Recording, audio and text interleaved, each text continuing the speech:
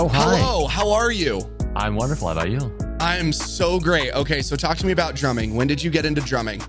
I started drumming I think I got my first drum set when I was 3.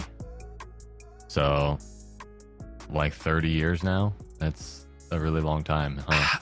Yeah. How often do you drum? I used to drum like a couple times a week up until about a year ago. I had like a little lockout studio where my drum set was set up, and I would go there at least once or twice a week. Um, and then I got rid of it, and I actually went and played the drums for the first time in like a year, a couple days ago.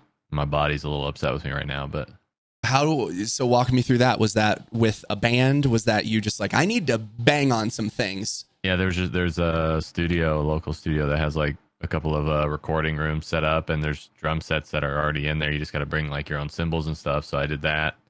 Played for like, I reserved it for like 2 hours, and after a little over an hour, I was already not doing Yeah. great physically. So Was that yeah. just you going in, you and the drums and just yeah.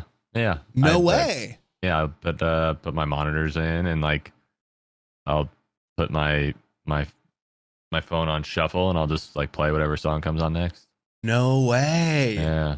What got you? I mean, obviously you were 3, but is music big in your family? What got you into drumming, especially at such a young age? Yeah, my dad was a musician, and he was in like a surf band from like even I was like high school or college time, and like that was like his job, and they played at like Disneyland and Knott's Berry Farm and all these places. And so he grew up. He played bass and sang, and then obviously when I was born, it was like music and drums just kind of, I don't know if I picked it or if he picked it, and then played with him in that band every once in a while. I think the first time I played with him on stage, I was like 8 or 9, and No way. yeah, I did that a lot, kind of growing up, and yeah, just always been a part of my life. Has it ever been a potential career? Was there ever I any feel like like it probably would have been a lot easier for me to be a musician, or like it probably would have been easier for me to make a living playing music rather than playing video games. But really? yeah, I don't know if that, yeah, it was, I think it's just because it was something that I always has always been a constant in my life, and is still like something I enjoy and is cathartic to do. But like, I'm not like the typical musician. Like if I get in a room with musicians, I always feel like I don't have anything in common with any of them, and like there's not this creative angst deep down inside of me that needs to be expressed. I don't feel the need to like write or create music. Like I have fun playing other people's music and playing like covers and stuff. So it may have been, I may be better at it, but it just didn't feel like something that was ever in the cards for me. Interesting. So it's something you're good at, but you don't have like you don't want to create beats. You don't want to. Did you ever write songs? No, never. I mean, I was in a band for a while when I lived in Arizona, and like the guitarist, who's like super talented, had a bunch of songs that he had written that like I made drum parts for. And like maybe if it was something that I ever got into, I would enjoy it. But it's just, yeah, I don't know. Writing was just never. I feel like there's so many musicians that talk about like writing music or creating music fulfills some thing for them, and they're just like that was always a swing and a miss for me. So Really? And even was there any part of you that wanted to entertain? Because of course you go from being a drummer to streaming, which is entertainment. Was there ever that being in front of people and performing, or was performing was always a blast. Like Okay. that part I always enjoyed, and still I think streaming is a little bit of that, definitely. But yeah, the writing and creating part, I guess, never really resonated with me. But performing is still fun. I mean, I'm trying to think of the last time I actually like played a gig was probably, I don't know, 5 or 6 years ago at this point. But yeah, it's always fun when I do it. That's so sick. So what does it take you to now bust out the drums? You mentioned it's been a year. What is it, something that just doesn't fit in your life as well now? Yeah, it's something that like I think a lot of people don't. Drumming is probably like the worst hobby to have because it's not. It's like not cheap. Like a drum set, I guess you can get a drum set for kind of cheap these days. But like setting it up, setting up the drum set doesn't take, you know, a small amount of time. So like there's a time commitment just to get it set up. But then it's also like, where are you going to play? Like I live in a nice neighborhood with families and kids everywhere, like, and an HOA. So I'm sure I could get away with playing. And even if the cops were called, I'd be like well within my right to like make noise at my own house. Yeah. But it's just like I've had that happen to me so many times in my life that it's just like not. It ruins any chance of enjoyment playing at home, knowing that my neighbors hate this. So, usually, like it's always just been something that since I was a kid, or like I lived on my own in Arizona, and I had like it was a house that was made out of brick, so I felt like a little bit more confident that I could play there. But yeah, for the most part, it's just always been I've had to have some kind of space set up somewhere else that would accommodate. Do you not like electronic drums? Yeah, they're a lot better now than they've ever been, and I probably use that as a little bit of a cop out because historically they're pretty terrible and don't really genuinely reflect like what it is to play the drums. So, but there are nice enough ones now that I could probably justify it, and that's probably what I'll end up doing is getting an electric kit and having it set up. But who knows? Is there a room in the house? Yeah, I'd probably do it in my stream room. Yeah. Yeah. Start doing a little testy FPS status, stream and drum in the middle of it. Yeah, I always say that audio is whenever like my community finds out that we just kind of like go in waves every 6 months or 8 months, it'll kind of come up, and then a video will go around of me playing, and then I'll like entertain the idea of it. But like audio is so hard to set up when it's just like video game and like talking, and then like to try and do I'm gonna do music too. Yeah, is a whole nother, and like an instrument and make sure the balance is right there. It's a whole nother thing. I think I've actually just discovered the real reason. It's because you don't want to show people that you're not wearing pants underneath your desk. I mean, that's a phenomenal fan theory that floats around. Could you, since no one can see? No, I was gonna have you stand up. You don't have to. No, I mean, yeah, I mean, if people don't believe that, I'd be happy to. I'm sorry, I had to do it. That was so perfect. Everyone's gonna be so mad because they were yelling at me. Yeah. Yep. I need to figure out how to do that. But that's everyone. He just pulled up the whole end of what show is that? Curb Your Enthusiasm. There we go. He just rolled the credits, so he was trying to quick dip out of there. Anyways, so all right, drummer, and how the F did I not know you were a firefighter or a first responder of sorts? Please walk me through that. First of all, before we even get there, did you go to college? No. Really? Yeah. Interesting. So post high school Chadwick wants to do what? What is Chadwick's dream? Not like I barely made it out of high school. Like really? Like just barely. Yeah. I think I want to say I graduated with like a 2.4 or 2.2 GPA. Like could not be bothered to participate in school. Much to the chagrin of like every teacher my entire life. It was just like I was just constantly being at like parents student teacher conferences, and the teachers telling my parents like, listen, I don't know what's wrong with him. Like he doesn't do any, like I could pass every test. I know all the answers. I just like could not do homework. Couldn't be bothered to do it. And like literally barely made it out of high school. So I just knew that college wasn't going to be anything other than a waste of everybody's time. And I was ready to get out of the house like the millisecond that I turned 18. So why was that? I just like had a pretty contentious relationship with my mom. So it's just like I was just like ready to Yeah. ready to go, ready to have freedom as soon as I turned 18. And like randomly, like some kid that like I was like kind of friends with, not even friends, like we knew each other. We had like a couple of classes together in high school. Who's like, hey man, I'm gonna take an EMT class at the community college. Like, do you want to take it with me? And I was like, sure, I guess. And so I took that, and then I don't even know what he ended up doing with it. I don't even remember if he made it through the class, but like I went through EMT and I started working for an ambulance company, and And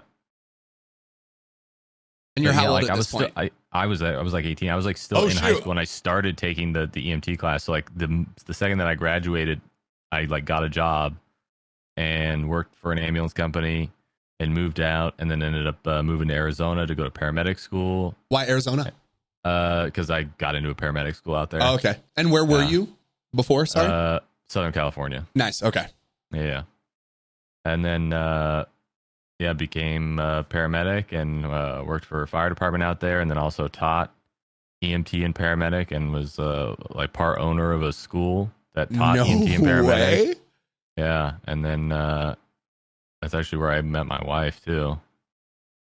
Yeah, and then so I did that. I was like in that industry for like 6 years, and then like I crashed a motorcycle. My dad got sick, uh, and then I knocked up my girlfriend. So it was like a whole Nice. lot of things. Yeah, that like had to like it was like okay, gotta like change everything now. So uh, I moved back home. I got a job in the auto industry because like again, no college education, and like being trained to be a firefighter and a paramedic is great for that thing, but that education doesn't really carry on to anything else. Uh, and like my now wife was pregnant after 9 months of dating, so it was like she Thank moved God down, that and we just worked like out. yeah, we just winged it, you know. So is okay. So take me back. How do you go from screw it, I'll do the EMT test to then getting Mm-hmm. so deep into that line of work? Like, was it something you really loved? Was it financially rewarding? Like, what got you so deep into that?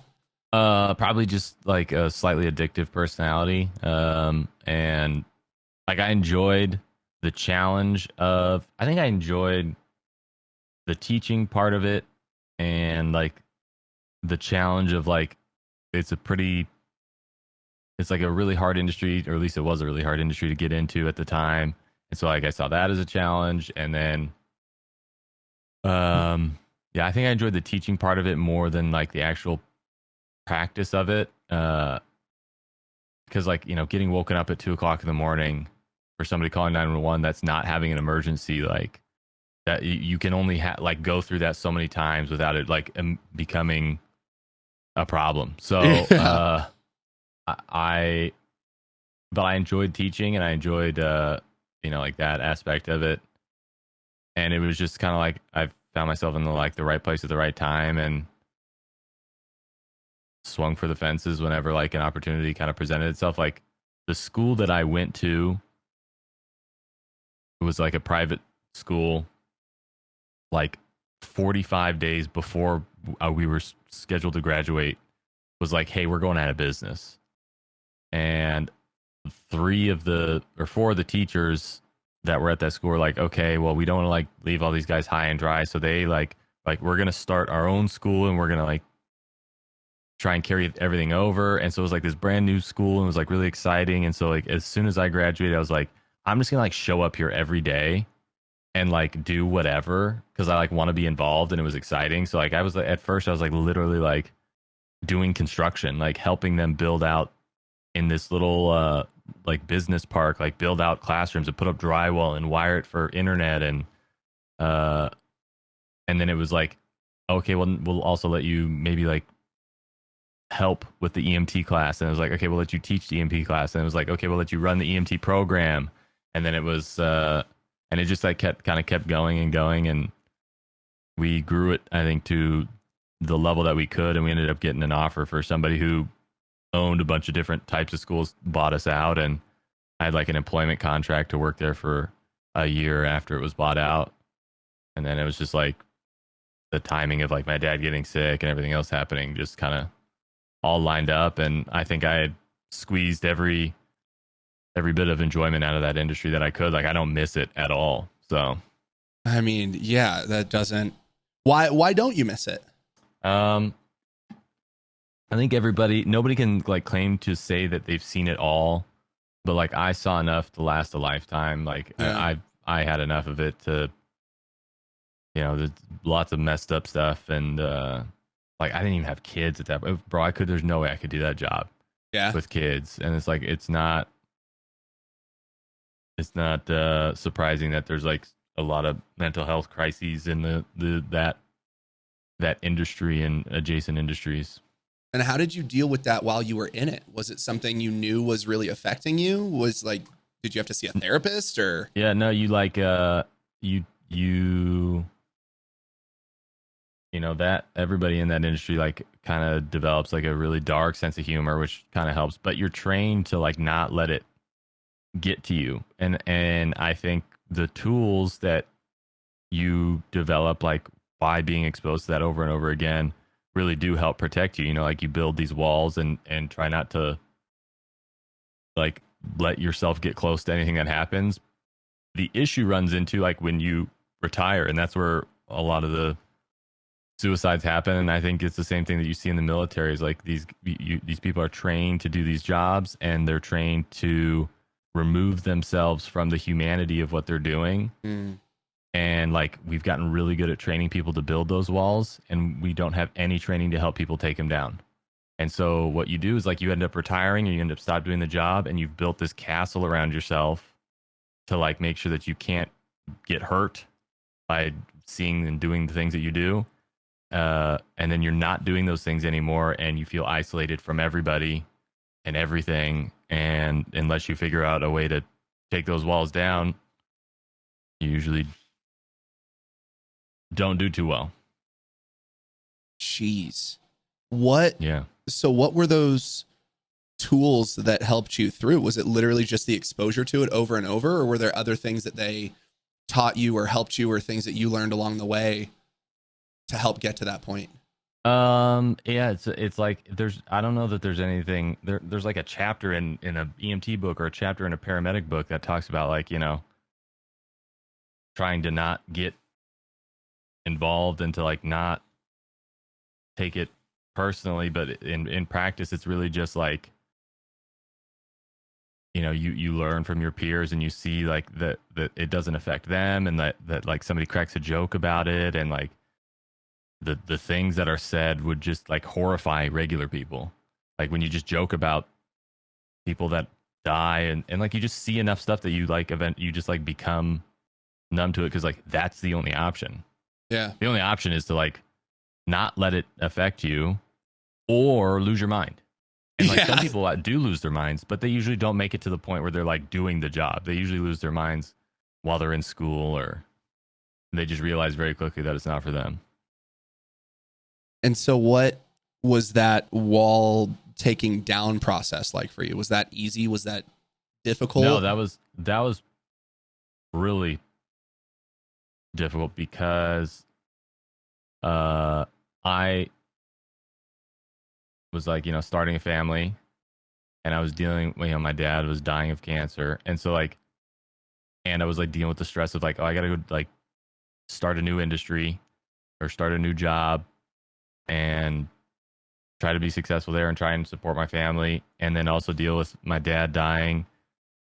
And like my wife really quickly figured out, it's like, she's like, you have like one emotion. And it was like anger. It was just like, if anything happened, like if I was scared, I was angry. If like somebody did something like small that shouldn't upset me, I'd be super upset.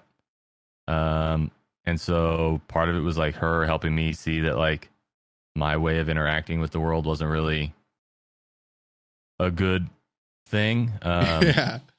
But it's like, yeah, I mean, it was just like really like her, and like wanting to be better, to be a better husband, wanting to be better, to be a better dad. And like, we both always kind of joke that like neither one of us ever thought we'd get married or like have kids. And Really? if not for the specific circumstances that we found ourselves in, like, I don't know.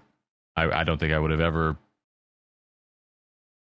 been where I am. So it was really just like through her and like trying to work things out through her. And like, we had the issues and the differences that we had to try and find a way to work through. What was that process like? Was it easy for you? Was it difficult? I mean, because No, yeah, it was like, it was, it was hard, but it was nice to have somebody that was like, that when we had that agreement that like, hey, we're going to figure this out. And so, you just have to like, I think having the agreement that like, hey, we're going to figure out a way to make this work beforehand means that like you can be as open or vulnerable as you need to be in the moment to figure out a way to fix it. that's beautiful. Did you have to go to I'm so mesmerized by people who just do it with themselves and their partner. Was there any point where you had to like have a professional therapist or anything like that, I or was this? I mean I'd been to like therapy before. Usually as like a when you have certain incidents, like you have to go to these critical incident stress debriefings or CISD, which is like whenever like an infant death or a child drowning or like when like it's just like certain events that are like okay yeah you doesn't matter if you want to or not, you've got to go talk to somebody. Yeah, this messed you up. We know it. Yeah, yeah.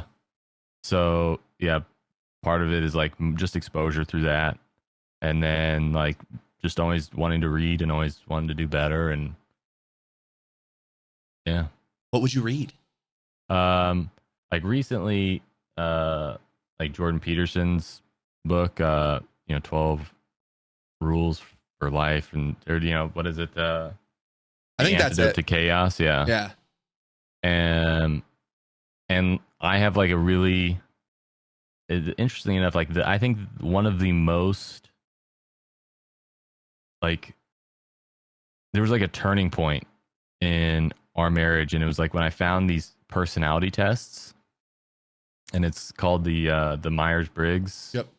personality test. And I had taken a test at a management retreat for Mercedes Benz as part of being promoted to a sales manager for Mercedes. Like you had to go through this like thing. It was like a week long.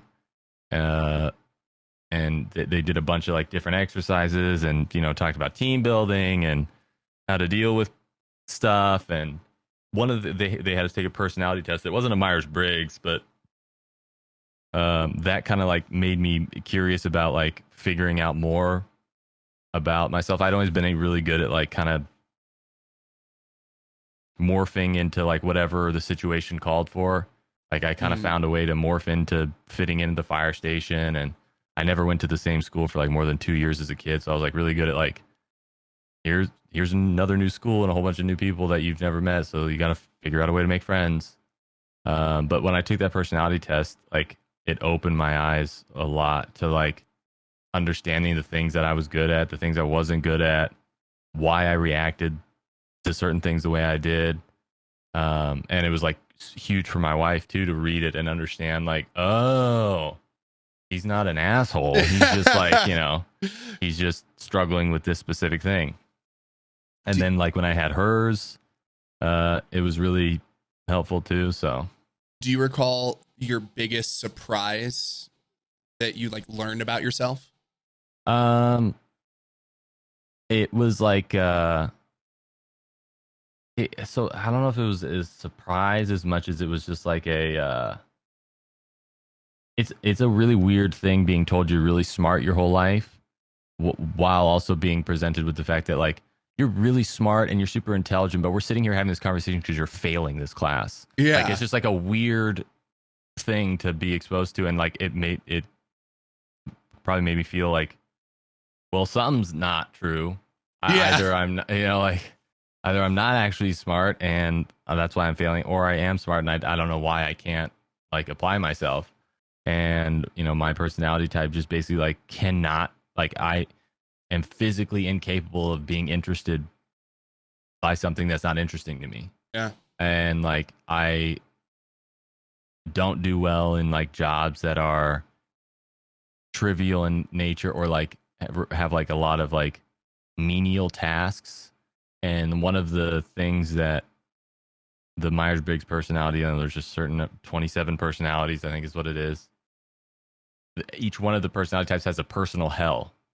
And like you can sometimes kind of find your personality. You can take a shortcut by finding personality by reading the personal hells and figuring out which one makes your skin crawl. And Nice. for me, my personal hell is like I'm required to talk to like people all day about a completely uninteresting subject and collect data from these people in a completely inefficient and like mind numbing way. I'm getting So it's like, anxiety now. yeah, yeah. So like I have to talk to a bunch of people and I have to like use this system that doesn't actually make any sense. So like, immediately my head wants to explode because whenever I'm like really good at problem solving and I like developing systems and coming up with like the best ways to do things. And so the opposite of that would literally make I just light my hair on fire. So how is that aspect of your personality brought to life in childhood? Because if you weren't applying yourself in school, what did you care about? What was there I for play video you? games. Yeah. Really? Yeah. Not, I mean, I did play like Call of Duty and stuff, but I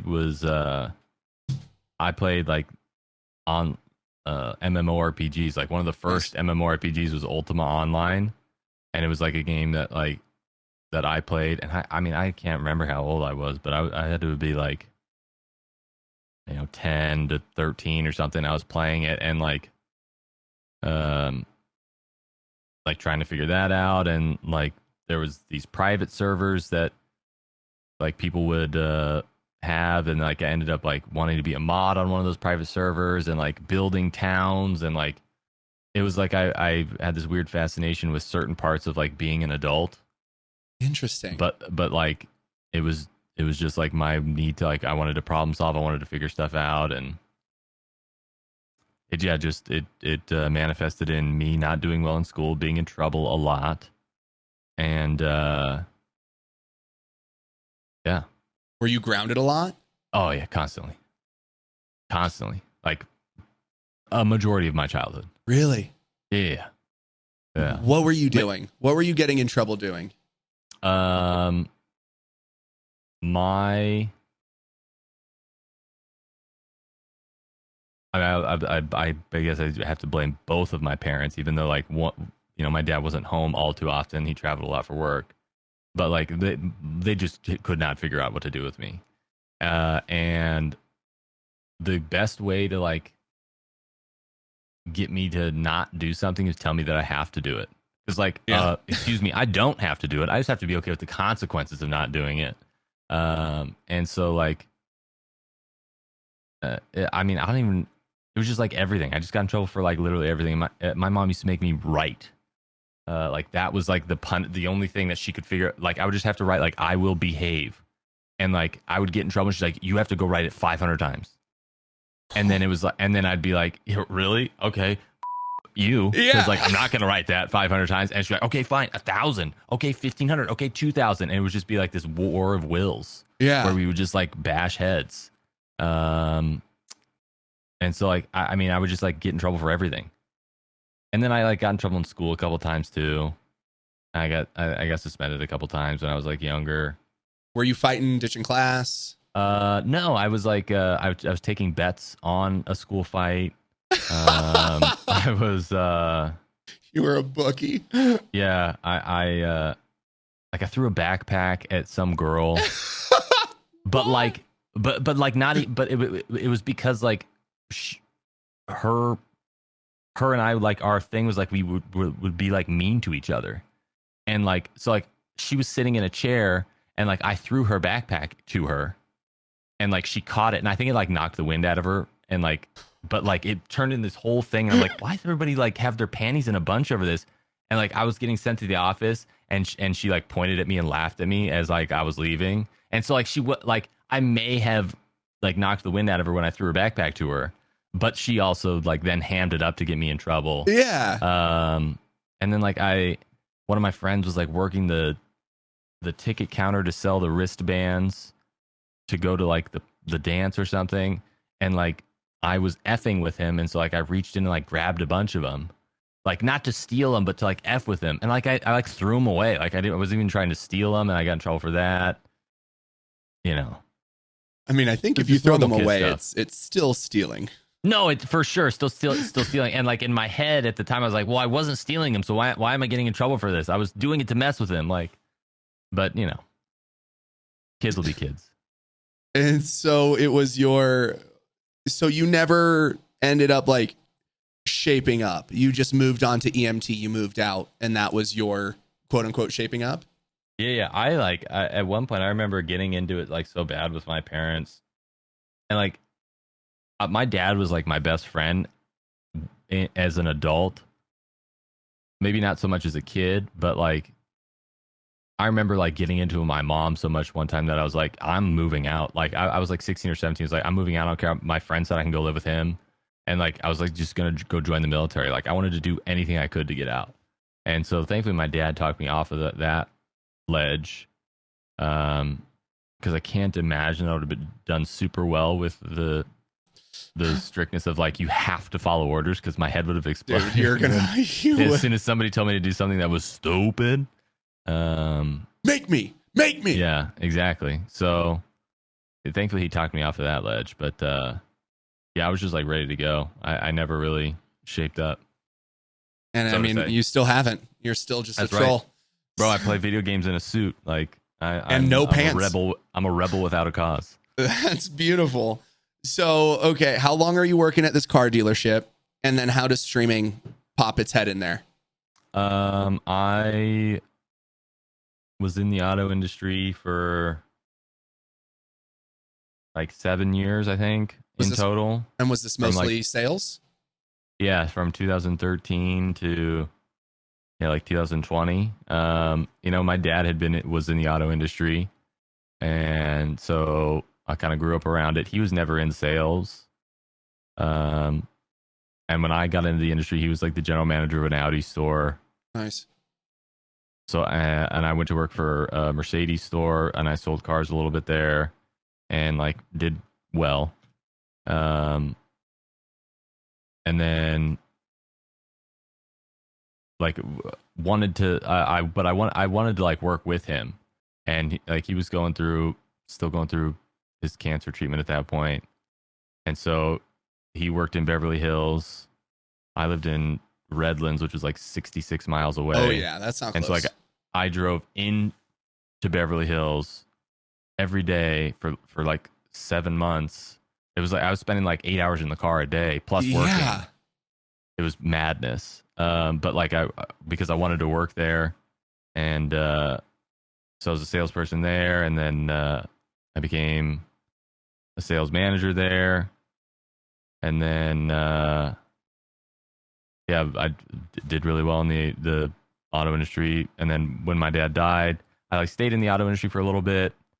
But like the impetus to continue to like try and like kill it there wasn't as strong. And I'd been Darkness 429 was actually the first streamer I ever watched. And like I watched him because I was getting up at the crack of dawn every morning to drive out to Beverly Hills, and like I would sit down at 4 o'clock in the morning, my time, downstairs, and just try and like screw my head on straight. And like his stream would be on Facebook. Nice. And so it was like the first streamer I watched. I hadn't really been into video games for a long time, but I would like watch him and Pool Shark play Fortnite. And I like realized, or I saw like how powerful it could be to become a part of somebody's routine. And then it like maybe was like planted in the back of my head. I was like, yeah, man, that'd be really cool to do that at some point. But like, I don't know that I ever really thought about doing it seriously. And then in 2020, so that was probably like, I don't know, 2016 or 2017. In 2020, when we were on vacation, we took like a little trip as a family. I got my wife to watch Stone Mountain.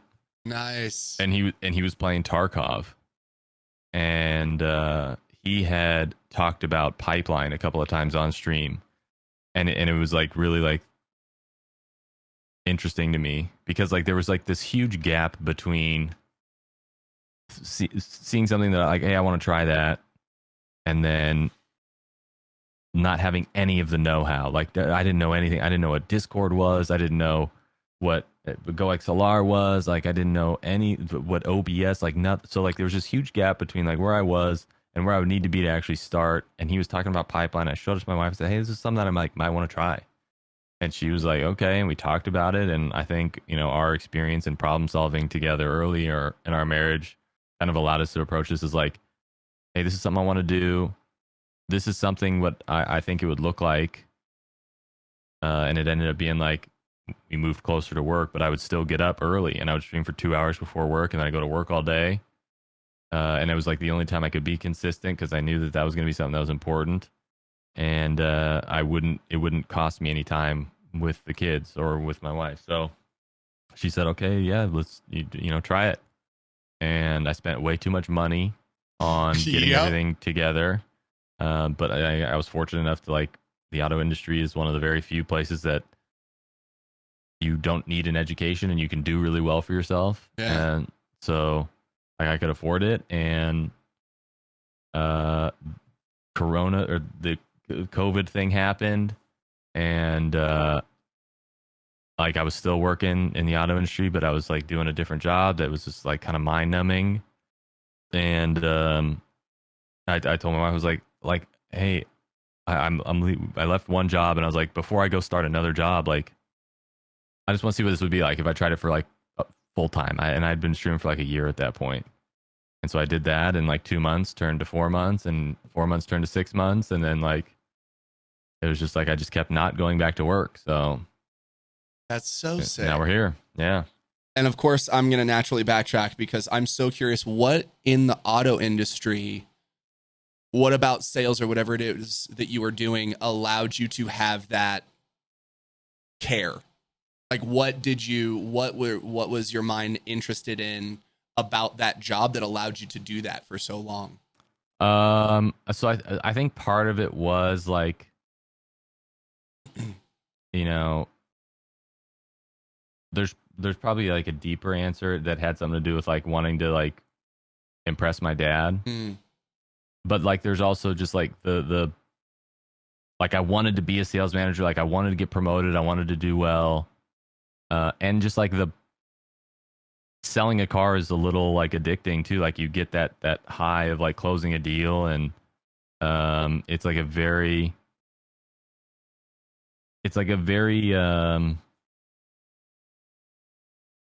in the same way that people get like addicted to gambling and like the dopamine hits that you get from that. Like the auto industry was like surprisingly well fitted to like my dopamine, my lack of natural dopamine production, or like my inability to produce dopamine by doing normal things, and like having severe executive dysfunction.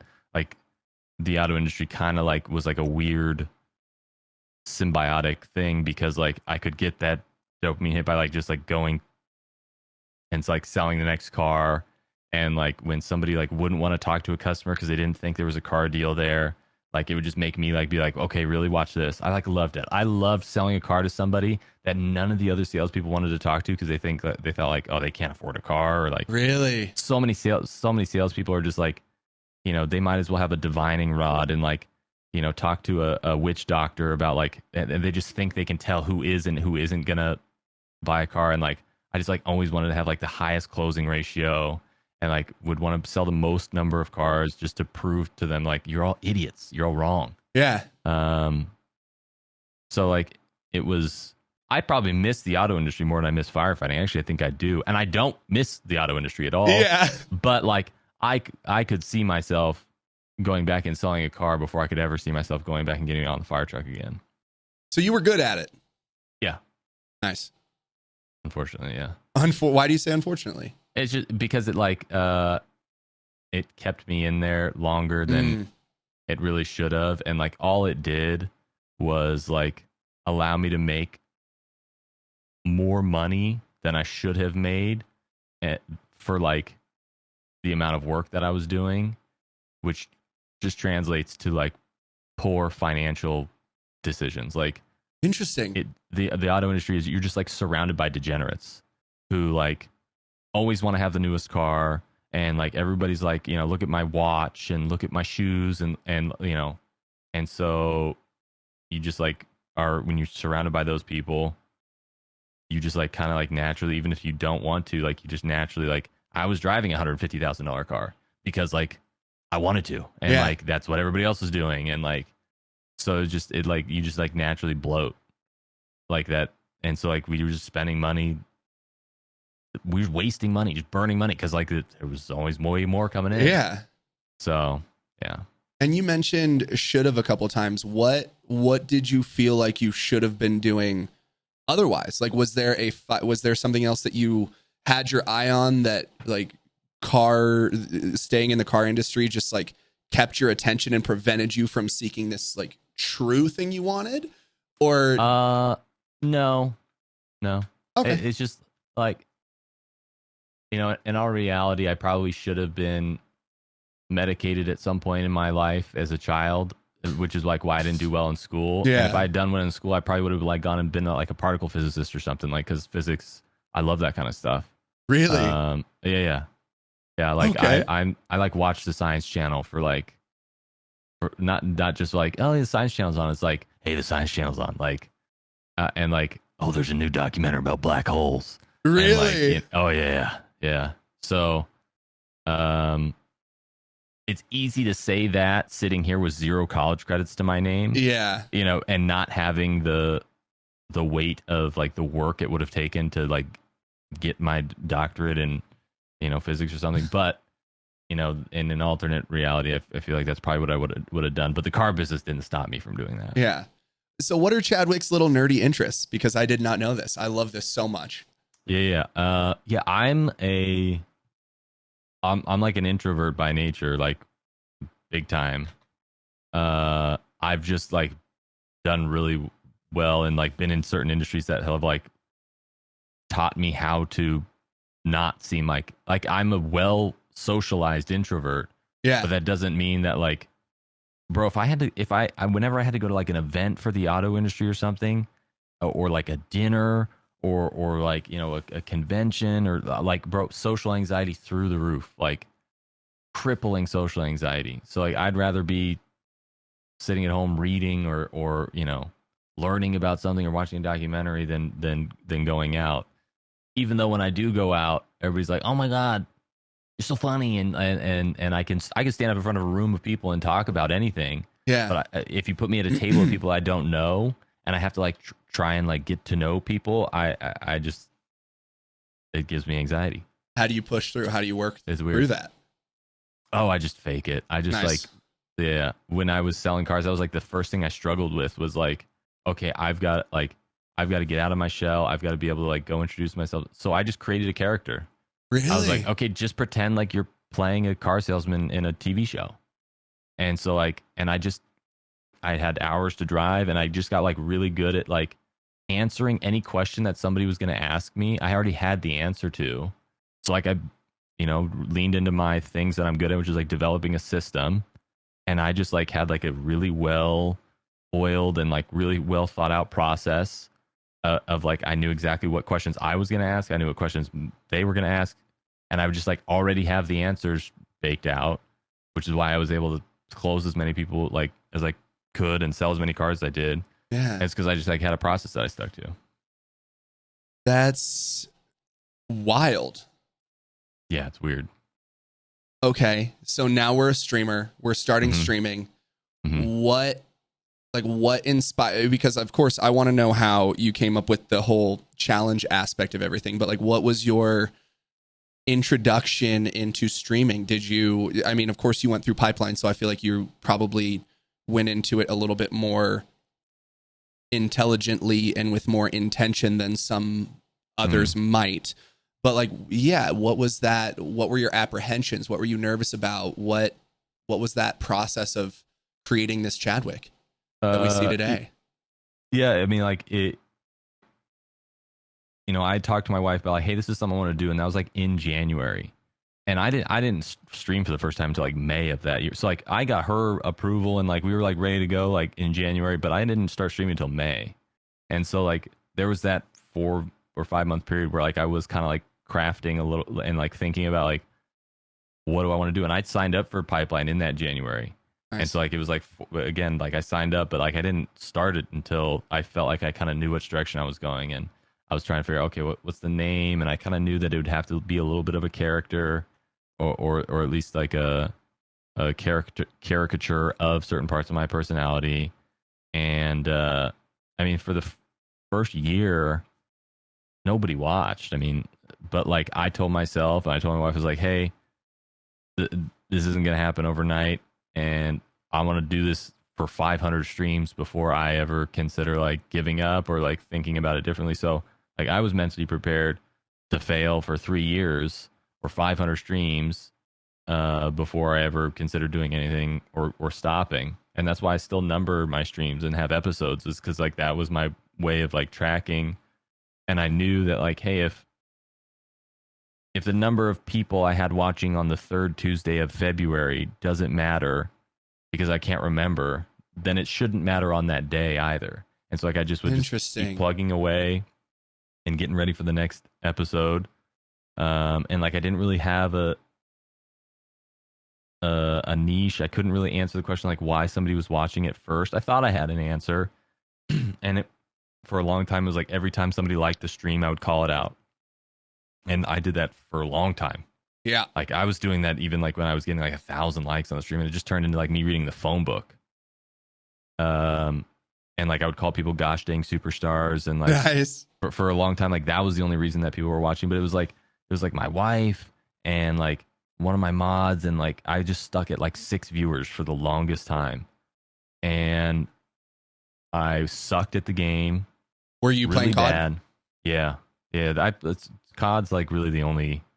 I've played like a little bit of Tarkov, but like Call of Duty's the thing I've streamed the whole time basically. Nice. Um, and I sucked, and but like I was getting better ish, and I was struggling with like I'd play by myself, and my numbers would be a little bit better because I could hold a conversation with chat, and then I'd like play with like my like I'd play with my brother sometimes, or I'd play with other streamers, and sometimes like they just like didn't like I couldn't be a good streamer and a good teammate and good at the Mm. game. Like I'd always have to like give up on one of them, so it ended up like I wasn't paying attention to chat, or I was being a bad teammate. Um, and so like I just kept struggling, and like I had joked a couple of times. I was like, man, I wonder if you could like win a game without killing anybody. Like, and it was just kind of like something that I was like interested in because of like the things like that's something I'm not supposed to do, so I want to do it. Yeah. And so Nice. like kind of like on a whim one day, I was like, you know what, like let's try it. I was in like I had died a bunch, and I was like, God, I'm so sick of this game. And so I was like, you know what, we're gonna try it. And I got my first no kill win on like the third attempt. But like I noticed a couple of things. I was like, whoa, my I'm holding way more viewership, and I realized it's because I wasn't dying as much. Because like when you die, Yeah. People tune it's away. like it's just like yeah, an immediate. It's such an easy exit. And so I was like, I realized like, okay, I'm not dying. And I was doing some like funny commentary, and we were talking, and I realized the end game was like really intense. And I got so lucky. Like my entire streaming career really hinged on the fact that I was able to get that win, because like I would not have attempted it again the next day. I Really? would not have no, well, because like I would never really understood that like the challenge was the part that was keeping people interested. Like Yeah. I thought it was because I wasn't dying, and which was that a little bit. But then it was like, oh, okay, like that was interesting. Well, let's find some other ways that I could play the game that I shouldn't. And like I think the next challenge I did, or the first official challenge I did, was like the molasses mode, where like I Yeah. had to, use a super slow ADS gun. And like as I did more and more challenges, I realized like the longer the challenge went, and like the more continuity that there was between streams, like the easier it was for people to like want to tune back in the next day and to not want to miss me completing the challenge. So like we went through a whole bunch of them, and then I did like the no kill solo duo, and that took me 88 attempts, which was like that was like the first one that was like really like that took me a time, because the no kill win attempts are long. You Oh make it to the yeah. end game in most of them. So like 88 attempts is like that's probably like 88 games that you're finishing at least 80% of the way through. So you're talking 20, 24 minutes Yeah. of like, so it was like a lot of time. It was like a couple of weeks of content. And like, I knew I could make something good out of that video. And it was like really the first video that I went all in on. And like, I spent like 2 weeks editing that video. I was so proud of it. Uh, and like, that was, I kind of feel like another kind of turning point. And that was like a video that Stone had commented on, and that kind of made it blow up. And uh, so I got a lot of growth out of that. Yeah, and then like just kind of figuring out the challenges was like a much better fit for me than trying to be sweaty. Yeah. So figuring when you started streaming was I mean, of course, going through Pipeline was the idea of offline content of VODs. Was that playing any part in what type of content you were wanting to create on stream? Yeah, I was kind of like trying to learn how to edit a little bit at first, but it was like so daunting and it was like such a big thing. And I knew I had such a limited time every day that like I was like really like kind of focused on trying to grow through the streaming portion of it. And Yeah. so like my brother helped me edit some videos at first, and they were just kind of like clips. But like I knew that none of that stuff was really gonna take off. So like, but I still saw the potential of like growing through streaming on Facebook at the time. And so like I was kind of in on that. And then once I went full time, that was like the first time I was like, okay, I need to like try and figure out this editing thing. And kind of started to learn that process. You know, and I've kind of put myself in a little bit of a trick bag now where like I've traded one job of like working all day and not having enough time for editing for streaming all day Yeah. and not having the like kind of the energy for editing sometimes. Um and it's like so easy to just like kind of get into the routine of like, well, I'm just going to go live and like I'll figure out what I'm going to do today instead of being a little bit more deliberate with I'm going to go live because I want to get the footage for Yeah. this video or I'm going to do this challenge. So that's something I still struggle with. How do you mitigate that? Of course, I know you say many times of hating Call of Duty. So what like keeps you coming back and what keeps you inspired and driven to continue to create content on a game that's driving you nuts? Um, it's a phenomenal question. The fear of swapping games, I think, it is probably just as big of a contributing factor as any positive answer I could give to that. Yeah. I don't have, like you've got to. Sometimes you got to be happy with the devil, Yeah. Like, yes, call it Warzone 2 is god awful. It's so bad. And like literally like my like it's causing me physical harm to play that game. Yeah. It's solos anyways. Like when I play with the Shred Squad, it's a little bit easier because they just carry my ass everywhere and they're like so good. It's stupid. And like my job is basically just to try and be funny sometimes. And like every once in a while I'll kind of clutch something up, and because it's so rare, it becomes a big deal. But like trying to play that game solo and without any challenges is Fucking just stab me. yeah, like I literally would rather remove my eyeball with a spork from Taco Bell. Like Yeah. it's bad. And like that's the other thing that challenges have always kind of helped with is like it helps to keep you engaged in a different way with a game that for other reasons should be super frustrating. Yeah. Interesting. I don't remember what the original question was, but Just how you keep inspired to play that stupid game. yeah, I think it's really just that like I don't have my worst Call of Duty content is still going to be better than like a plan that I don't have. So like if I just go play another game for the sake of playing another game, any respite I have like emotionally from not playing that game is going to be ruined by the fact that I'll know that like the content's not going to be very good or not as many people are going to want to watch. So like until I have a reason to stop playing Call of Duty, I probably just keep playing Call of Duty. That's so interesting. As someone who created a way to make Call of Duty interesting individually, it's shocking to me that you, in a way, have, I guess, a self doubt about doing it for a different game. Like, Right. what's preventing you from thinking of a challenge for? I mean, of course, if we push aside the idea of just switching games, which in and of itself is it's same thing. Like, it's one Right. of the most stressful things you can do as a creator, streamer, whatever. But yeah, what is the apprehension? Like, are you not even inspired to create challenges for other games? Well, so like part of the reason that the challenges I think were as successful as they were is because the Warzone content was getting stale. Mm, And so like it was a refreshing thing. Like people were sick of just like watching people get wins because like there was no nukes, and it was just kind of like more of the same. So the challenges were this kind of like refreshing thing, and so many of the people that were coming back every day was like, well, what's today's challenge going to be? And like, how the hell do you come up with these things? And so like that's another reason why the challenges I haven't been super gung ho about them in Warzone 2 is because when you have a new game, when a brand new game comes out, it's exciting just to play the game. Like yeah. just playing the game is exciting, or it is riveting enough. If I'm trying to come up with these wacky goofball ways of like playing the game that like not everybody's sick of playing yet, it's not going to be as engaging. So it is a little bit of a trick bag because sometimes you kind of need the suck in order to like have the draw for the challenges. And like I've thought about, you could do that type of challenge content in other games and in other places as well.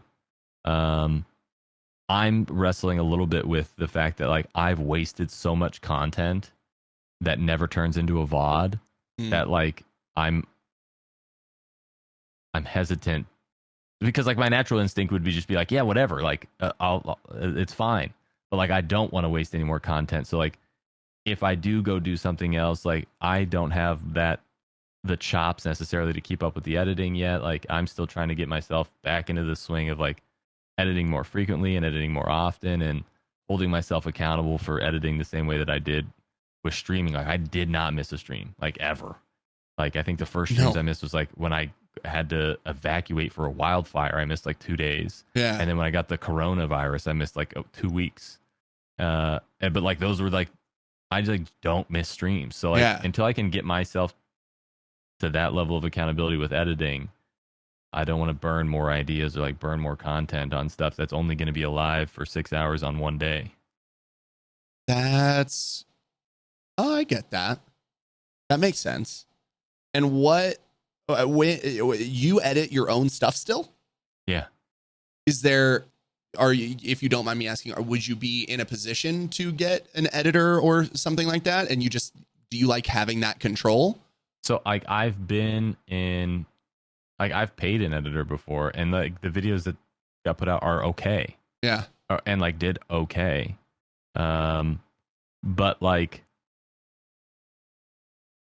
so much of like when I sit down to edit, I don't necessarily know exactly what I'm editing. Like I know I have a moment that is like I can make something out of this, but like I don't always know what I want that to be or what it's going to be until I start kind of messing with it. Like the 0 kill win video where I like edited it as like a Guy Ritchie thing Nice. and like did like a lot of the same types of like cutaways and music and everything. Like I didn't know that was going to be what I was going to do when I sat down. Like as I was doing it and like making my way through footage, I had 88 games worth of footage to try and Yeah. use, which is like it's like an impossible amount of stuff to edit through.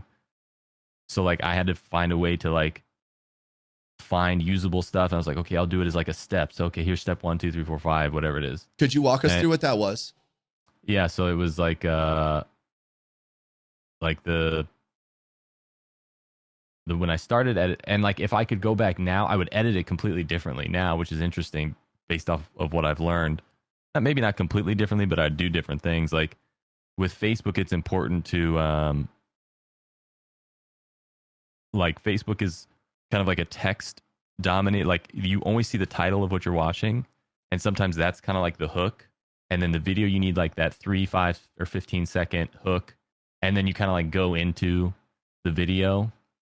It's like I had the beginning where it was like me celebrating that win, uh, because like I hadn't reached the point where I was comfortable enough to like record like a voiceover or like, Yeah. which is weird. Which is like I go live every day and like with no script, no nothing, but like you put me in front of like a script and it's like I got to read it down. I'm like, God, I sound like an idiot. Like, why did I say it like that? So like I captured that moment, and then it was like step one was like, and then I just kind of like walked through what my routine was of like finding all of the equipment I needed, and like the uh like there was that whole segment of like the montage of like if you don't move they can't see you, which was like gold content, and like I could have done so much more with that.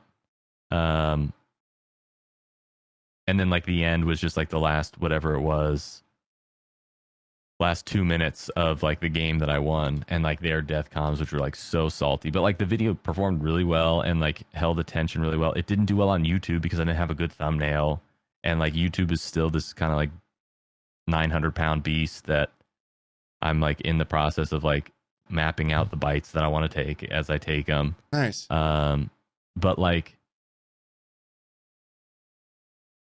I working with like an editor or something, like it would have to be the right person, because like it would have to be somebody that is okay like getting on the phone with me like and demanding like, hey bro, I gotta edit this video, so like you gotta like you gotta sit through this with me, because like I'll just put it off and I'd be like, oh, I don't have the exact idea yet. And it's like, no bro, just shut up and sit down with me and like let's go through, what do you want this to look like, and for me to like be able to like kind of figure out the idea and just spit it out, because like sometimes I'll edit the video in my brain and then like I've solved the problem. And so like the dopamine or like the drive to actually then go edit the video like starts to evaporate. So like if I don't jump on it right away, or if I don't figure it out while I'm doing it, sometimes it just kind of like floats off into the ether, which is a Dude. bummer. That's by far and Yeah. away like my biggest, the gaping weakness in my character and like my routine, and like the thing that I'm hardest on myself about is that like I I just like waste so much good stuff, Why piss it away. why do you say that? What are you waste? Like videos, like I'll have like videos that like I know I've like edited 90% of a video before, and then like lost interest in finishing it. Interesting. Yeah. And like I can convince myself that it's like not worth finishing, even though like putting it out and like learning from it, every time I put a video out, I'm like, oh god, thank god I finished that, or like and then like I can learn from it and it does well, um or it doesn't do well, and like that doesn't even bother me. Like if a video fails, it doesn't bother me at all. Like I put so much effort into this video that I did. It was a short, and it kind of played off of the like if you don't move they can't see you, and like I put so much effort into it, and it ended up being a little bit too high level, but like I made it so that it was like, I got to test the new perk coming to Warzone 2, and I called it the Jurassic perk. Oh my. And like I like went into Photoshop and I made the emblem of like what the perk would be, and it was like the T-Rex dinosaur from the logo of Jurassic Park. And it was like the perk was that if you don't move, you go invisible. And I had all this footage of me not moving and people just walking right past me. And like some people kind of caught on to it. And the point of it was that people would be like, "Oh my god, this is so dumb. Why would they put this in the game?" Yeah. But like I think I made it a little too high level. I like waited for the punchline of it a little too long. But like I spent so much time on it, and I was like so proud of it. I still love that short, but it like didn't do well. My expectations for it were way higher. And like that doesn't bother me at all. I'll put failures out all day. It's just that like if I put everything I could into it and it fails, then it doesn't bother me. If I kind of put time and effort into something and then it goes well, I'm like, God, it could have been. I froze my camera. It could have been so much better if I had just done it better. Like it would have gone so much better. And so like that'll piss me off more than a failure that I worked as hard as I could on, which is wild. So where does the joy in the process come from? holding myself accountable to like do it and then actually doing it and then like coming out with something I'm like, oh yeah, that's good. Just feeling like I put out something that was good. Interesting. So you are, in a way, you are the effort you put is how you sort of feel about it. Is Right. that, If I feel like I put out the best version of it, or yeah, like if I feel like I got all the juice out of it, then like the result is, you know, the result's the not result. it's not irrelevant. It's just like, oh well, that's just like when I play poker, I'm not trying to win money. I'm trying to make good decisions, and like the byproduct of good decisions is money.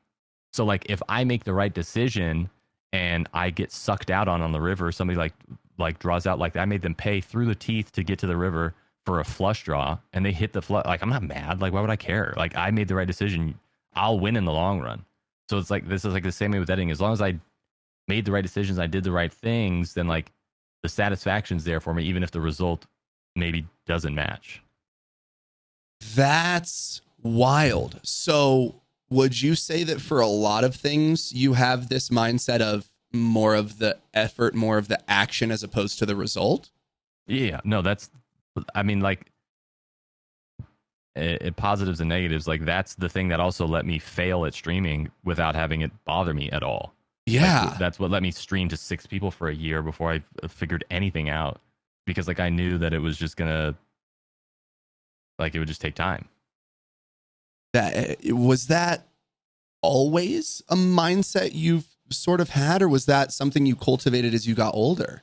Now that was something I actually figured out in sales. Like that was something that I used to like manage my mindset, because like it's hard to learn no, or to like hear no Yeah. for a lot of people. And for the people that it like, you know, for, when a salesperson like doesn't care about hearing no, they also don't really care how they hear a yes. So they usually do Mm, some unsavory things to like get somebody to say yes. Versus me, like at first I would like take it personal that like I would get a no, or like I'd be afraid to like get on the phone because I'd be afraid of like the rejection. And so like I practiced like getting rejection. nice. Um, and like I would call the Sirius XM. You know how like when you get a new car, Sirius XM calls you Yeah. and they like hound you because you're like your thing is over. Like every time they'd call me, I'd pick up, and then I would call them, and I would just try and get as much information about the person on the other line as I could without like talking about Sirius satellite radio. And so like I would just like learn to have a conversation with somebody that's not trying to have a conversation with me, but is also a captive audience. Like if they've got somebody on the phone, they're not going to let them go. So like I would practice that, and then I started like I built this like flow chart where it was just like, okay, if I want to sell 20 cars, that means I've got to write up this many people, and then I've got to test drive this many people, which means I got to talk to this many people. And every no was just like, oh, thank God I got that no out of the way, because that's just one more, Closer to your yes. yeah, one more thing closer to my yes. Holy hell. And was that taught to you by anyone there, or that was just what you figured out yourself? Yeah, I was just like, I don't want to figure it out myself there. Like the numbers, like I, you know, there was like these standards in the auto industry of like, you know, you talk to 4 people, you test drive 3 of them, you know, write up 2 of them, and then you sell one of them. Like that's not, I didn't make up that, but uh, like we're kind of reverse engineering my way into that, and then like looking forward to no's. That was just something I figured out. That might be one of the most interesting perspectives, especially going into streaming, that I have ever heard, because I feel so many, I mean, we all give a shit about numbers. And Right. so to be able to distance yourself from that, what kept you going? I mean, obviously the process, but what was it about streaming that kept you that driven?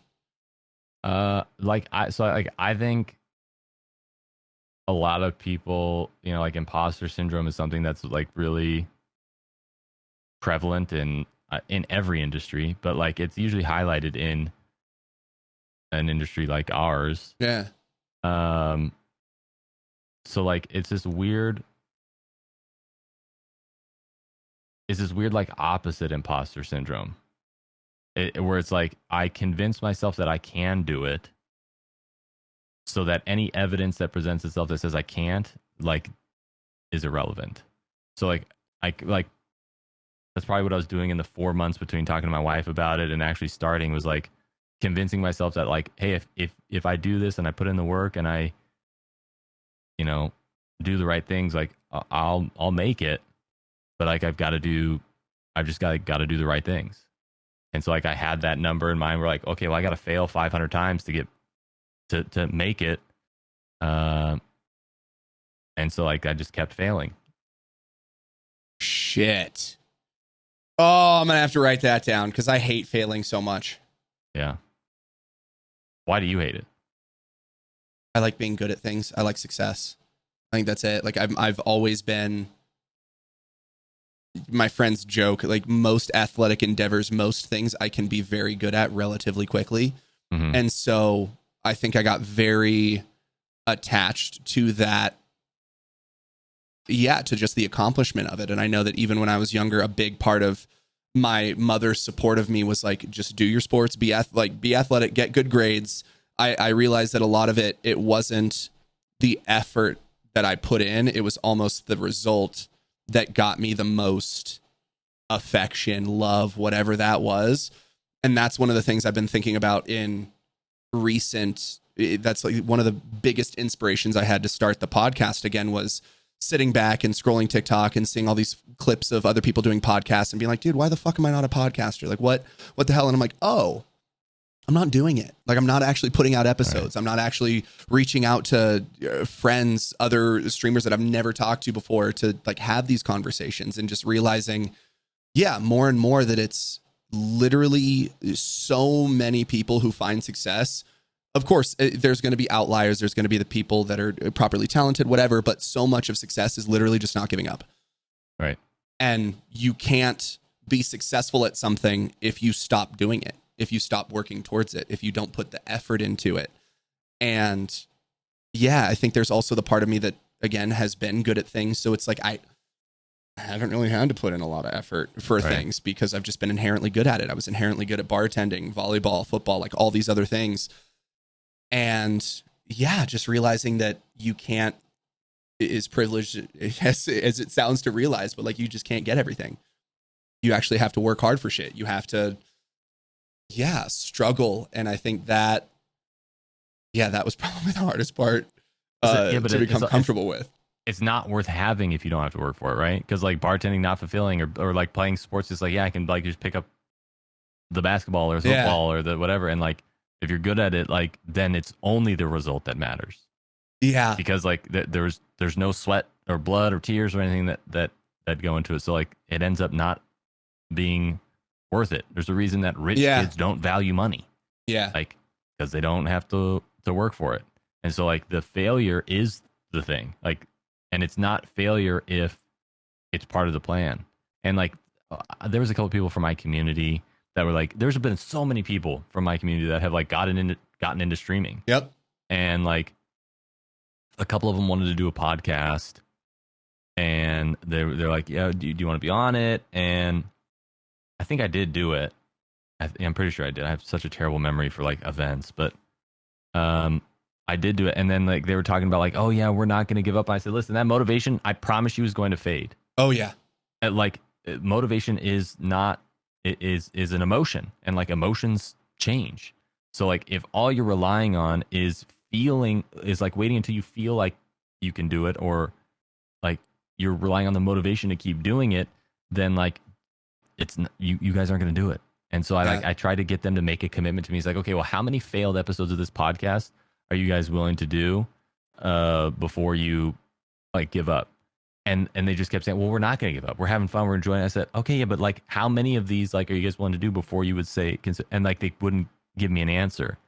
And like, spoiler alert, they're not doing it anymore. Yeah. Like, and so like, unless you're willing to like define the parameters in which like, what's the acceptable amount of failure that I'm willing to have before I consider like doing it.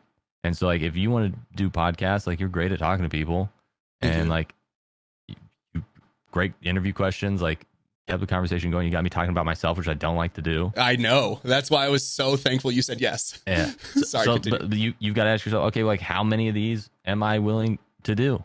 Yeah. And like, bro, podcasting is blowing up. If you look at TikTok and everything, just like the clips, Yep. of everything. And now there's that new Adobe Premiere thing, the AI thing that will cut up a podcast like automatically. Like it'll edit a podcast and like change your camera angles and like cut out the dead space automatically. It's bananas. Okay, I need to look that up. Bananas. Yeah, you gotta look that up immediately. Um, but like you gotta define if it's so easy for us to define what success looks like, Yeah. but everybody skips the step of like, okay, well, how much failure am I willing to take in order to build that success? That's that's so true, because I think that, and that's, yeah, I know for me, I think the challenging aspect was I also happened to enjoy all of the extremely hard work that being physical, like, I had to do. Like, the Mm-hmm. only reason I continued to play football throughout my senior year was I loved lifting weights. Like, if there was no weightlifting, I would have quit, hands down. Like, I loved physically pushing myself. And so I think this is, yeah, having to like intellectually push myself is different. But I love that idea of how much are you willing to fail, because everyone, especially when it comes to being an actor or whatever out in LA, you see everyone on the red carpet, you see them in movies, and you're like, oh my gosh, I can't wait to do that, until Mm-hmm. you realize how much rejection, how much shit you have to put yourself through just to get 5 seconds on a screen. And who knows, you could have been on a set for an entire week and your shit gets cut out. If Right. you don't love that process of acting, you don't get to decide whether you're in the final cut of the movie or not, how much you're in the final cut of the movie. And so if your entire thing is that success of seeing yourself on screen, you're not even guaranteed for that. And so Right. it's interesting, you're pointing out and making me think out in different areas. Like, I'm so comfortable with rejection. I'm so comfortable having an audition, and where when I first started acting, it would be, oh my gosh, all right, checking my email. Did I get a reply? Did I get a call back? Did I get a call back? Did I get a call back? Now it's like I send it, and if I get a call back, awesome. That's great. I have Right. completely forgotten about the fact that I had put that out there, because it's not about the result. It's about doing that and loving the process of auditioning, loving the process of getting a script, breaking it down, and everything that goes into it. So yeah, if you don't find a way to fall in love with the process, with whatever the hell it is you're doing, you're going to be struggling a lot when that motivation fades, or when there's downturns in your stream or business Right. or whatever it might be. So that's, Yeah, because like, guess what? Like the person who's walking on the red carpet is also having thoughts of like, well, why isn't everybody taking pictures of me? And yeah, not in like a weird like narcissistic way, but in like a, well, that guy in front of me, like everybody went crazy for him, and like now there's like not really people going crazy for me. And when I went to the Last of Us premiere for with Facebook, and like there was like so many people that like were walking on the red carpet, but like nobody was like trying to take pictures of them or trying to like ask him for selfies.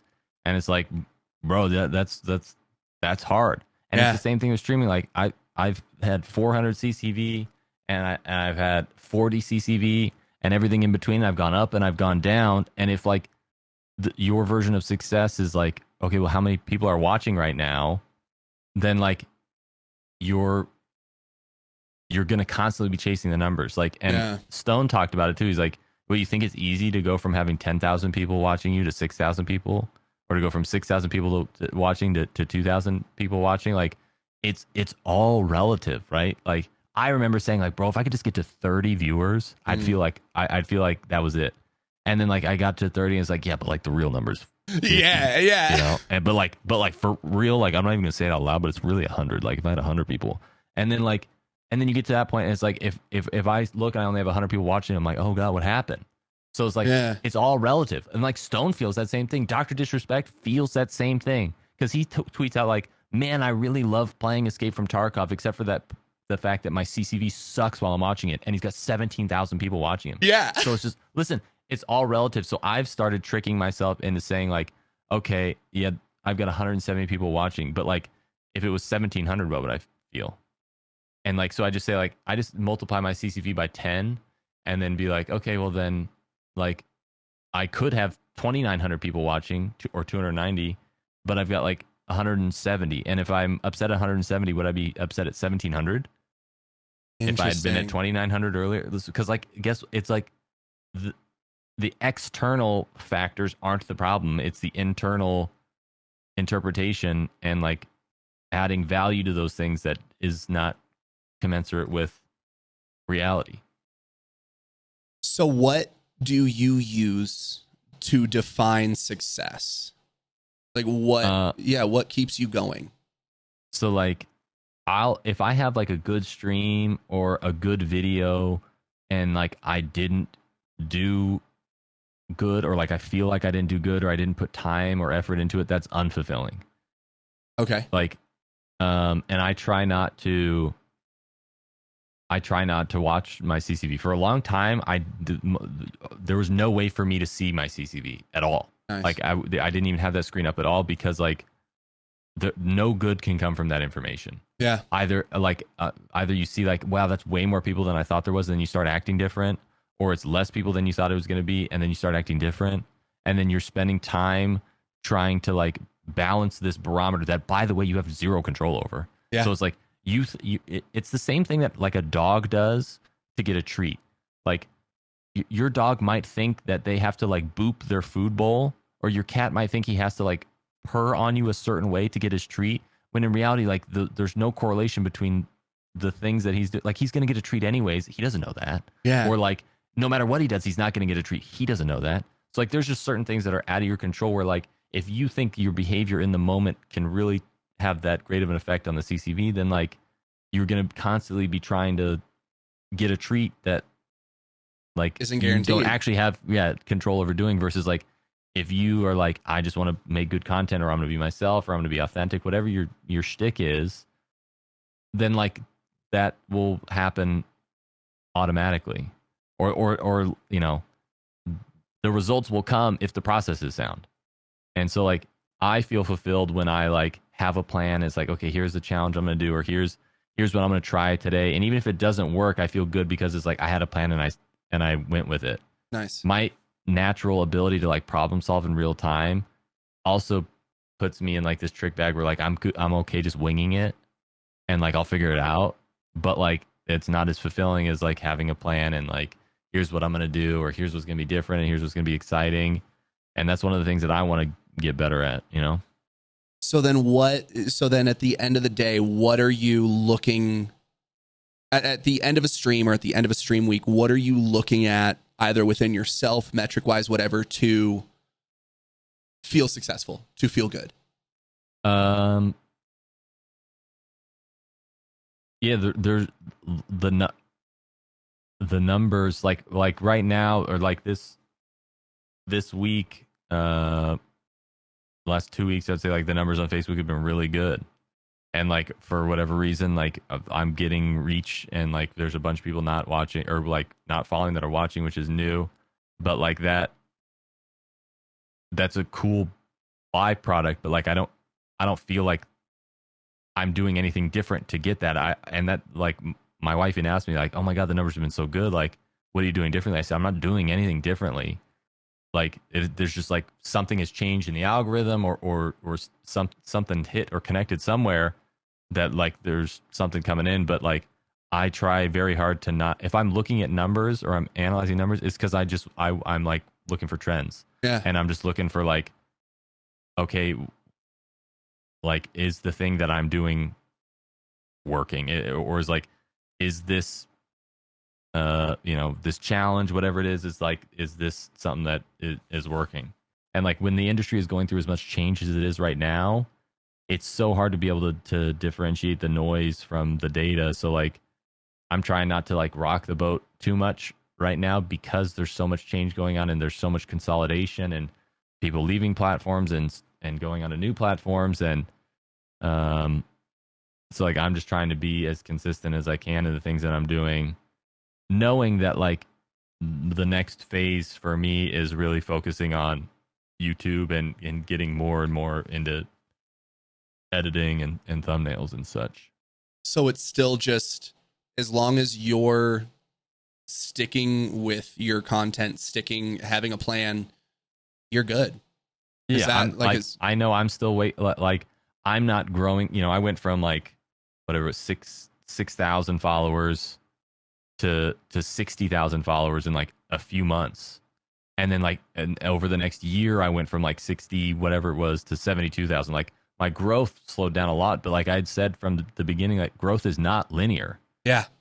Like it's not only comes in waves, but like you'll have these huge ups, and then like absolutely nothing will happen for a long time. And like part of that is like, okay, I have to like now get better at entertaining the number of people I have watching me before I'm ready to like start bringing in new.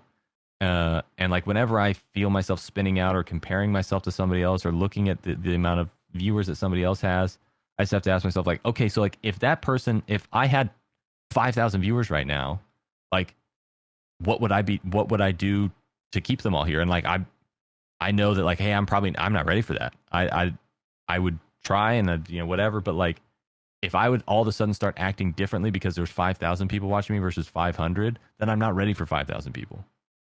And so like I have to be the best streamer for 200 people that I can be, so that I can be ready to be the best streamer I can for 500 people, because like they're not the same thing.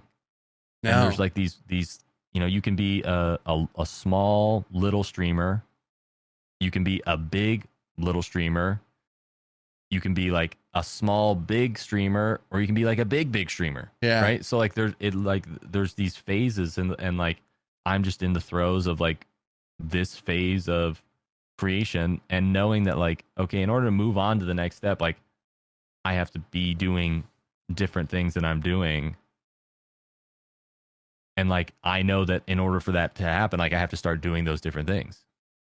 So can you name what would make you feel ready for 5,000? Like what are those things that you're trying to work on within yourself to get to that point? Like right now, like the CCVs that I have, it's still, like I can't interact with everybody. But like so much of the stream is still like interaction based. And like I have, like the days where I get to play with the shred squad are different than like the days when I play by myself. And so like I'm still just trying to like learn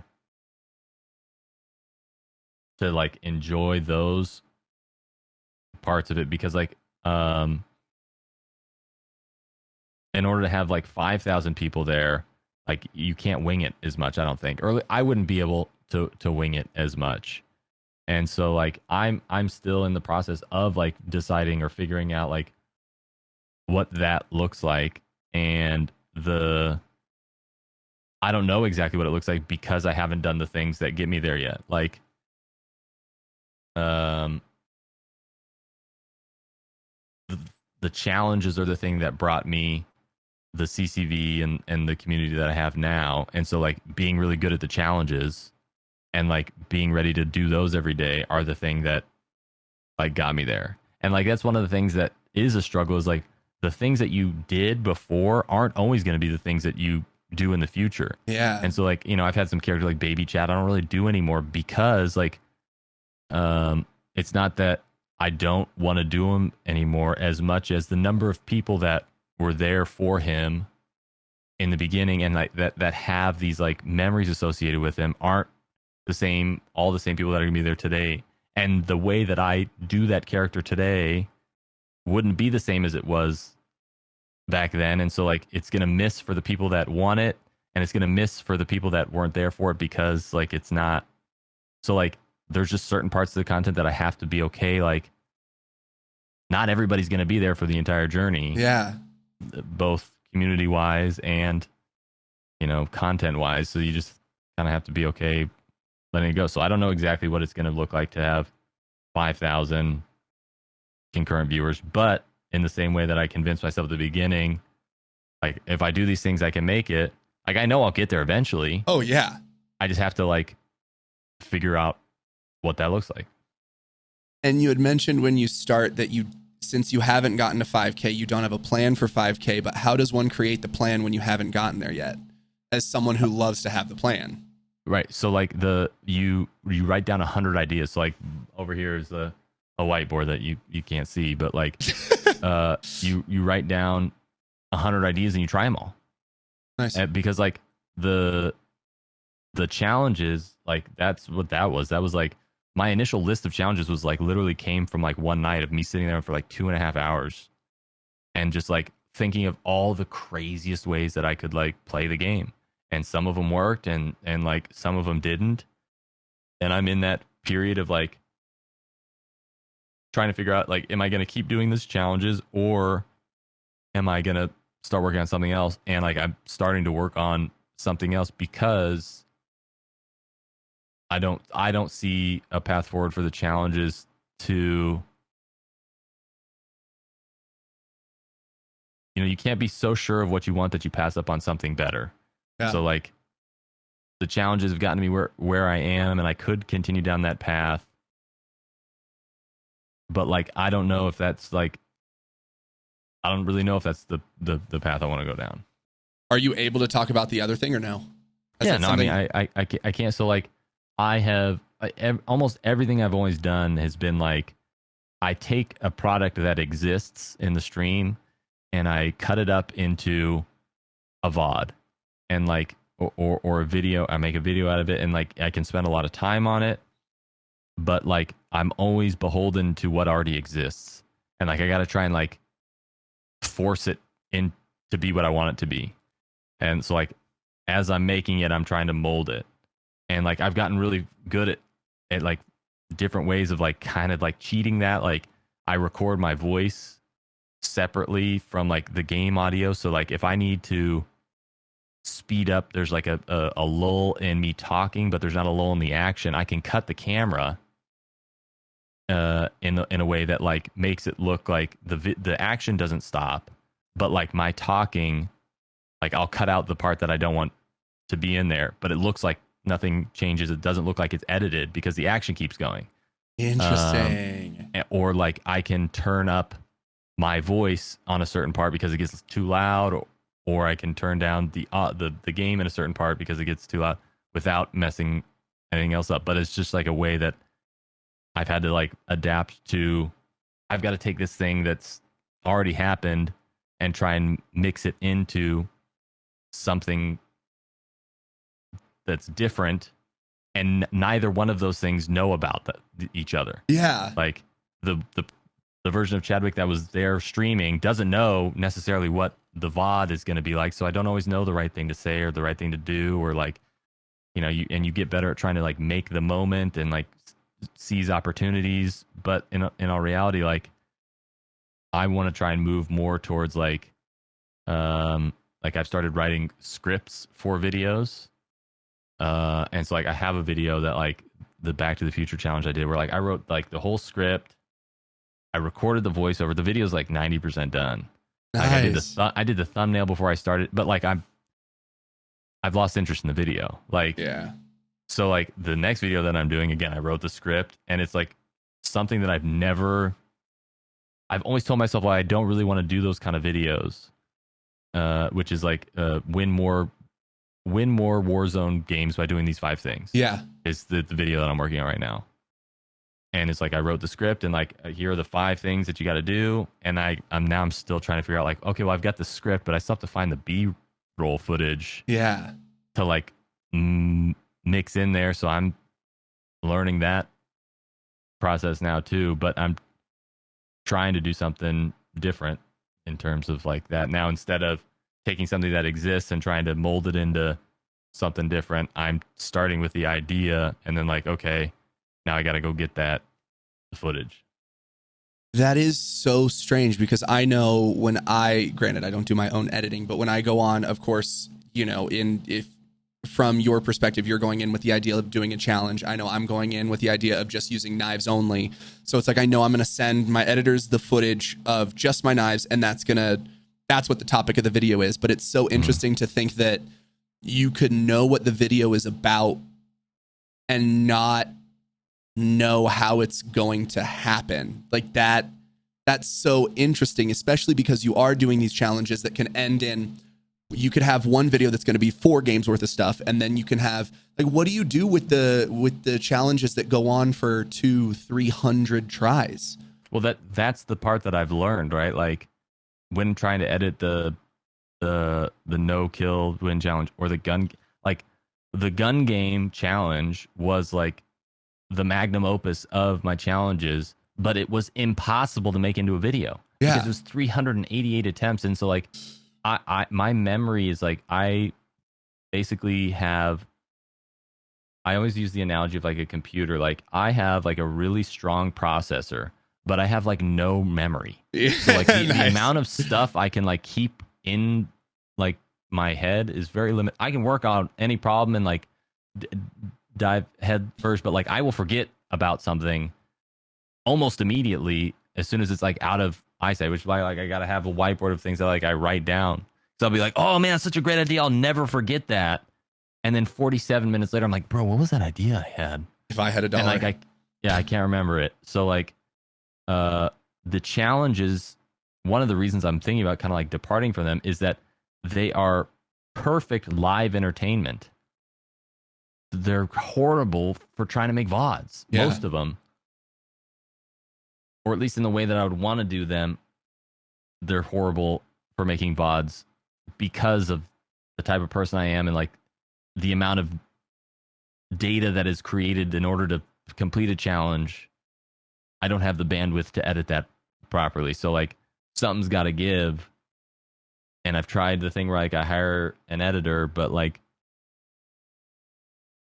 that doesn't really work for me. So You're also going to have them go through Right, 4,000 hours of footage, which they can't do. Like, Yeah. And so like I have to go through the process of like cutting it out. And it's like at that point, well, bro, if I'm going to put in the time to cut it, like, and like see all the footage and see everything that happens, it's like, well, okay, well then I might as well just edit it myself, because if I've taken the time to cut it, that means that I've taken the time to like, I now have an idea of what I want the video to be. Yeah. And when it's going to be anything other than that idea, I'm going to be disappointed. And I don't have the ability to like properly manage somebody and tell them exactly what my vision is. So like, I'll just do it myself. I'm screwed either way, right? Dude, that's beautiful, man. I got nothing else. That's so, this is so beautiful. Giving me so much, I guess, that's because I was just about to say so much motivation. When the motivation fails, you're just back to the process, like just trusting the process. Bro, do the numbering my episodes, like there's so much, like that was like the simplest way to hold myself accountable, and like always like moving towards the next milestone of like, okay, 1,100 episodes is the next milestone. I think I'm on episode 1061. I was just right about now. to ask. Damn, dude. Yeah, and like it's such a cool. It's always cool because it like at the end of the day, it always gives me perspective. And like I'd have no idea what my CCV was for episode 664. I have no idea what my CCV was for episode 250, because like at the end of the day, that doesn't matter. Like that is not a measurement that matters. So that kind of gives me the distance to like, okay, even if today's stream isn't good, like it's okay, because in the grand scheme of things, it doesn't matter as long as I'm continuing to push in the direction that I need to push. So like, don't rely on motivation. Figure out a way to hold yourself accountable for the level of failure that is acceptable. Because at the end of the day, if I streamed 1,000 episodes and I still hadn't figured it out, then it would probably be like, okay, I need to like, do I love this enough to continue to donate 2 hours of my time every day? Yeah.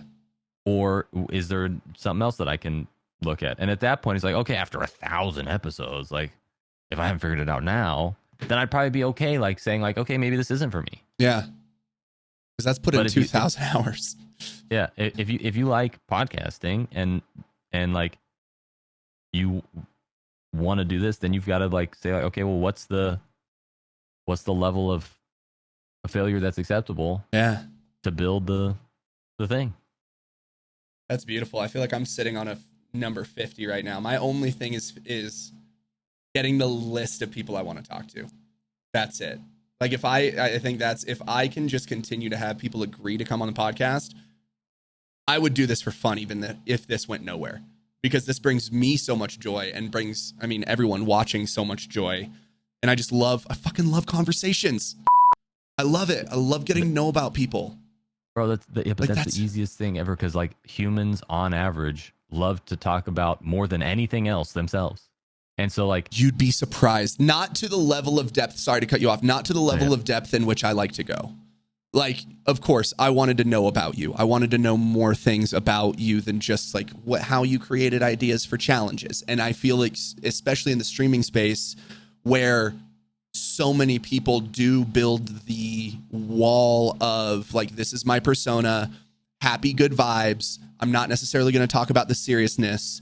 To have someone step out of that and potentially field a question of like childhood sadness, a family death, whatever, can be a little daunting or vulnerable.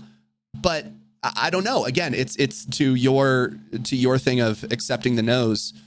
No one's really said no so far. So like the proof is essentially leaning more towards what you said of people do want to have these talks, because I think Sparty's the only person who replied a meme of just like, and that was it. Otherwise, every single person has been like, dude, I would love to. And that's what's cool. So sorry to cut you off. I don't. No. And like, there's just probably going to be a bunch of like episodes with people that like, I would venture to guess that if you did a 10 episode run of, you know, content creators at the beginning of their journey, or the small content creator season, where like you did 24 episodes of like, I'm only going to talk to content creators that have a CCV of less than 10 or whatever it is. Like, there's an unlimited number of them. Oh yeah. And this is seen as an opportunity. Like, you're not asking a favor, you know, like, if I ask Spark to play with me, I'm asking for a favor. That's fair. So, and like that's his job, is to like play every day, but like to play with me versus like the Shred Squad, that's a favor. So like, I still to this day, I've never asked to play with Stone, because like I still don't even feel like I am at the level where like I'm asking him to play because it'd be a favor for me.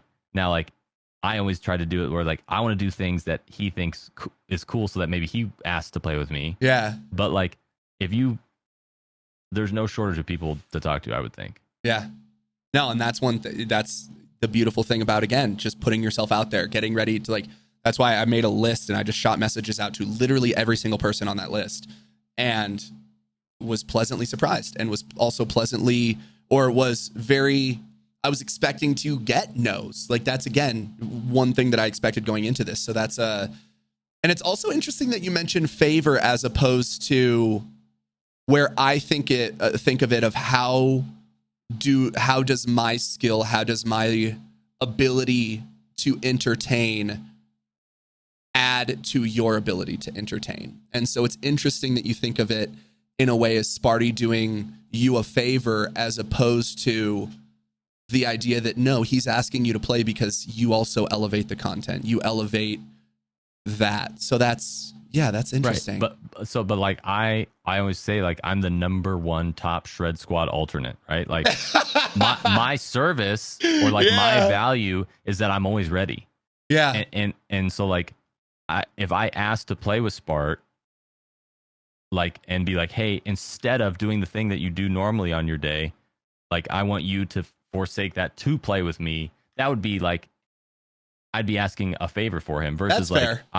I by me just being available, I understand that I am bringing something to the table by being available, and then also by being funny. And like, that trade-off just happens to be worth it, because we're probably not going to get a nuke today, boys. I'm sorry. But we're probably going to have a little bit more fun, and you guys might not fight as much as usually. Yeah, you know? Dude, they're a bickering married couple, that entire group. It's incredible. That's part of their shtick, it seems. You know, like, they lean into it for sure. I love it so much. Dude, I got nothing else. I Awesome. cannot thank you for this time, and truly this, even just the simple idea of, I mean, it's everywhere, but just fuck motivation and fall in love with the process is going to be the key to whatever you want to find success in. So that's Money Brown Gaming would be a good one for you to talk to. Say again? Money Brown Gaming. He's on Facebook, and I found him by like offering the challenge to him. I love that guy. Okay. He spells money with 2 E's. Oh dear God! Can you, even though you suck at DMing, can you shoot me his tag? Because that'll be he'd be a good one to invite. He's a character. Hell yeah, dude. What are you looking forward to in the coming weeks? Anything people should be looking out for? Any crazy shenanigans? Even though I don't think this will come out for a bit, but I'm looking forward to maybe getting this video out at some point. That's great. Yeah, and just waking up every day, just above ground, and that's always a good day. Nice, man. When and where can people find you? At what tag and all that good stuff? Still on Facebook Gaming at Chadwick Live at 6 o'clock in the morning. Nice. Monday through Friday, Pacific Standard Time. There we go. I'm going to move to the East Coast just so I don't have to wake up so early. Honestly, that's why I'm happy. Even just being an hour ahead of Pacific in Colorado helps so much, dude. So much.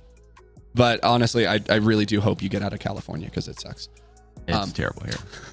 Dude. Great place to visit, though. Oh, yeah. Great place to visit and not stay for longer than a week unless you want to go bankrupt. Yep. It's great. Dude, thank you so much for taking the time. Man. I appreciate you. That was fun. Enjoy the rest of your day. You too. Bye.